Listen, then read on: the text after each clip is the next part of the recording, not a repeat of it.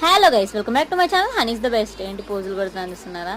అట్లేంలే, ఈరోజు నాగుల పంచమి కాబట్టి స్నానం చేసేసి గుడికి వెళ్ళాలి కాబట్టి ఇలా అరేంజ్ చేసుకుంటున్నా. కుంకుమ పసుపు కొందామని షాప్కి వచ్చిన.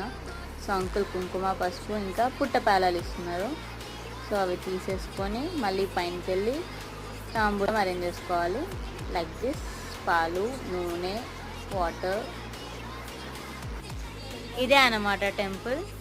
సో వచ్చేసి అక్కడ ఒక నానమ్మ ఉంటుంది, తనకి ఇచ్చేయాలి.